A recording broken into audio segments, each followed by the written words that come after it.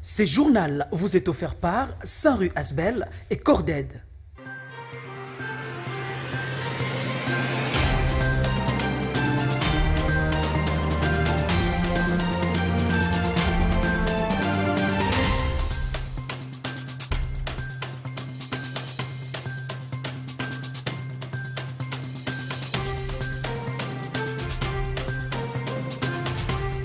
Au sommaire de cette session d'information, le ministre de la Santé publique a apporté un éclairci au sujet de la maladie à virus Ebola à Kisangani. C'est suite à la mort d'une jeune fille le lundi dernier. Visite du ministre de la Santé dans le Kasaï oriental le lundi 10 septembre en vue d'évaluer et renforcer davantage la stratégie dans le cadre de la riposte contre le choléra. Enfin, le ministre du Transport, Godard Motemona, a apprécié le projet du groupe Mutuelle Confiance sur l'ouverture d'une société coopérative en commun, projet qui permettra aux chauffeurs et propriétaires de taxis, taxibus et motards de bénéficier d'une garantie santé. Vous informer demeure un devoir sacré. Mesdames, Messieurs, bienvenue à cette session d'information à caractère sanitaire. Fausse alerte de la maladie à virus Ebola à Kisangani. Le ministre de la Santé publique a finalement apporté un éclairage à ces sujets. C'est suite au décès d'une jeune fille lundi dernier. Ruth Landoucine s'est condensée. C'est au lendemain de l'alerte à un cas d'Ebola concernant une jeune fille d'une quinzaine d'années qui venait de décéder le lundi 10 septembre 2018 à Kisangani que le ministère de la Santé publique a finalement apporté un éclairage à ces sujets. À en croire des sources proches du ministère, il s'est réagi purement et simplement d'une fausse alerte car les échantillons de prélèvement de sang effectués sur la victime se sont avérés négatifs. Cette précision a partiellement et momentanément calmé les esprits qui étaient déjà surchauffés dans cette ville précitée. À en croire toujours le ministère de la Santé publique, la jeune fille décédée faisait partie d'un groupe de 3 enfants appartenant à une même famille qui était revenue la semaine dernière des vacances de Mambasa, localité située non loin de la zone de santé de Mangina dans le territoire de Beni au nord Kivu. Nous l'avons annoncé au sommaire, le ministre de la Santé, le Dr Oli Ilunga, a effectué une visite le lundi dernier à Mbujimayi, chef-lieu du Kasaï oriental, avec pour objectif principal évaluer et renforcer davantage la stratégie dans le cadre de la riposte contre le choléra. Nora Luindula nous fait le point. Au-delà de la maladie à virus Ebola, la République démocratique du Congo fait face à l'épidémie du choléra. Ce qui explique même l'arrivée depuis lundi du Dr Oli Ilunga, ministre de la Santé à Mbujimayi, chef-lieu du Kasaï oriental, une province située au centre de la RDC. Cette visite a commencé par la rencontre avec Ngoï Kassanji, gouverneur du Kasaï oriental, qui l'a encouragé pour son implication dans cette maladie.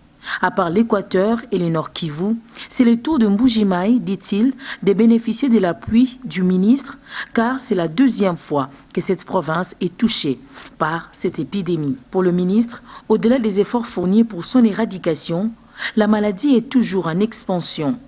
Maintenant, c'est le tour de Mbujimayi, il faut y aller, dixit le ministre. C'est la deuxième fois que cette province est touchée, en 2017 d'abord. Le docteur Oli Ilunga, de son côté, s'inquiète du fait que l'équipe s'attaque à un point alors que le choléra va vers un autre. Une situation qui arrive suite à ce que la ville a subi comme problème d'eau, car la population utilise des puits pour s'approvisionner. Raison pour laquelle les principaux objectifs de cette mission consistent à la riposte contre le choléra. Et ce, malgré qu'une initiative était déjà prise avec une équipe d'avance. Sur place à Mbujimayi, il sera question d'évaluer et de renforcer davantage la stratégie et faire en sorte que la maladie soit éradiquée. À Kinshasa, la capitale, la population est exposée à des maladies dites de massales, à l'instar du choléra, car celle-ci ne respecte pas les mesures d'hygiène de base, a laissé entendre le docteur Christian Itoka, médecin-chef de zone de santé de la Gombe, dans le reportage de Nora Luindula. Vivre dans un environnement sain reste la meilleure option pour éviter la propagation de maladies dites de massales, à l'exemple du choléra. Cependant, dans la capitale, indique le docteur Christian Itoka, médecin-chef de zone de la santé de la Gombe, la majorité des habitants ne respectent pas les mesures d'hygiène. Pour éviter le choléra, c'est simple. Donc, il faut seulement observer les mesures d'hygiène. Donc l'hygiène, nous commençons par l'assainissement intra-péridomiciliaire. Intra, c'est-à-dire dans votre maison, il faut bien balayer la maison, il faut bien nettoyer la maison. Péri, c'est-à-dire autour de votre domicile. Il faut bien sarcler, il ne faut pas qu'il y ait des immondices qui traînent. Surtout, nous insistons à l'entretien des toilettes. Il faut que nous puissions avoir des toilettes hygiéniques. Ce que nous vivons, des fois, c'est difficile à accepter.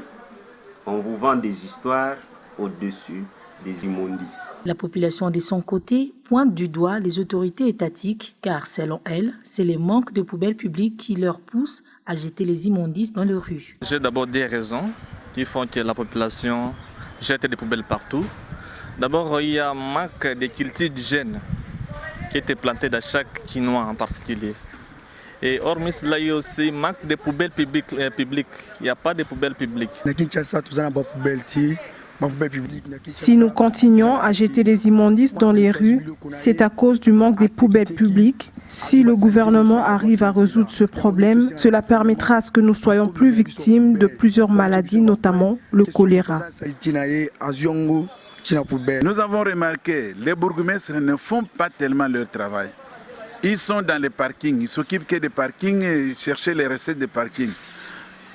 Normalement, on doit responsabiliser les chefs de rue. Les chefs de rue doivent responsabiliser leurs personnes. Mais jusque-là, l'autorité ne fait absolument rien.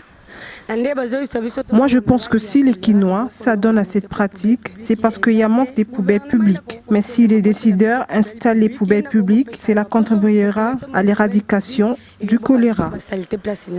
Bien que le taux de prévalence du choléra soit revu à la baisse, il est souhaitable que chaque personne, à son niveau, y compris les gouvernements, s'engage à lutter contre l'insalubrité dans la ville, car notre santé en dépend.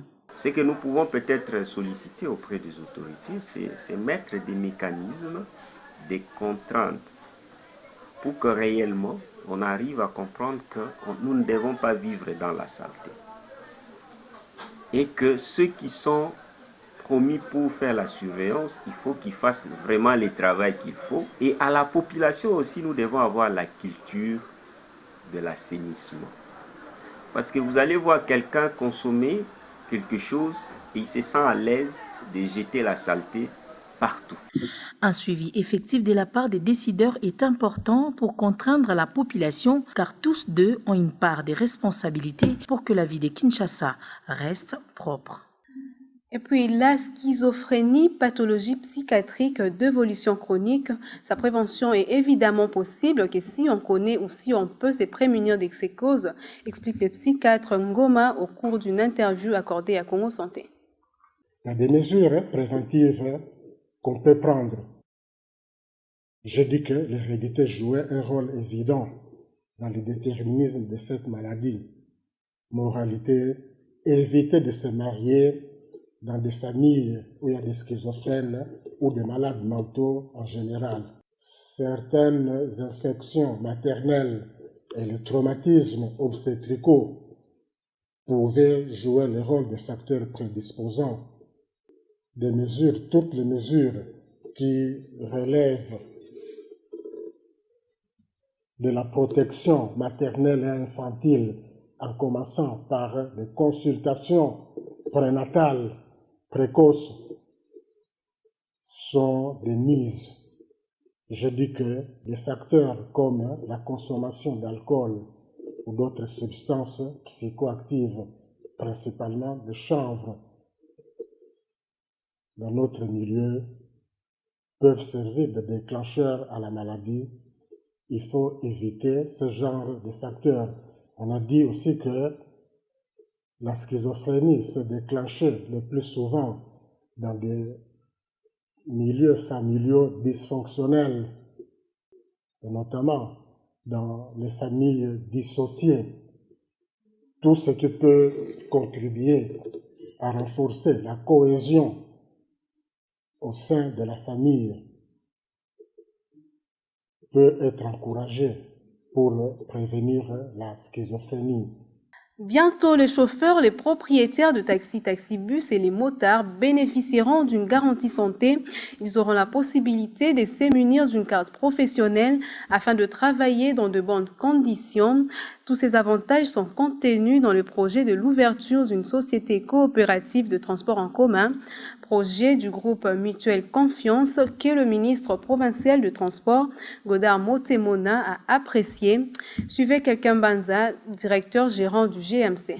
Nos entretiens d'aujourd'hui avec son Excellence, Monsieur le ministre provincial des Transports, ont tourné tout autour de lancement dans les jours à venir d'une nouvelle société coopérative de transport en commun. Ça veut dire que non, aujourd'hui, notre apport dans ces secteurs, nous voulons d'abord formaliser les secteurs, le métier des taximens, taxi bis, taxi bus, taxi moto, tout consort. Nous voulons offrir un cadre beaucoup plus professionnel de ces métiers. Et c'est pourquoi notre sentiment sorti de cette audience et sentiment de satisfaction, la manière dont le ministre a réussi ce projet pour le bien de ses chauffeurs, pour le bien de Kinois. Ce projet est l'initiative qui est partie d'abord d'une idée, de M. Didier Moumengi, le chercheur écrivain. Il a élaboré le livre bleu pour taxi bis, moto-taxi. Et nous sommes tombés sur ces livres et nous avons voulu au moins étudier ensemble pour proposer un cadre qui pourrait rendre matériel ou bien matérialiser ce qu'il avait évoqué dans son livre bleu. Tresp est allé rendre visite aux habitants du camp Munganga pour récolter les problèmes sociaux qui guettent cette juridiction. C'était le dimanche dernier. Nora Luindula et Thierry Batondoko étaient sur place. La plupart des jeunes du quartier Kamunganga vivent dans la psychose à cause de l'insécurité grandissante qui a élu domicile dans ces quartiers. Ajoutez à cela les chômages. Conséquence, les jeunes s'élancent dans la délinquance juvénile. Par manque de scolarité, les jeunes filles se font engrosser. Elles deviennent mères tôt. Les conflits parcellaires qui ont gagné du terrain et ne permettent pas une cohabitation sociale. Tous ces problèmes ne contribuent nullement à l'épanouissement de ces quartiers de la commune d'Ngaliema.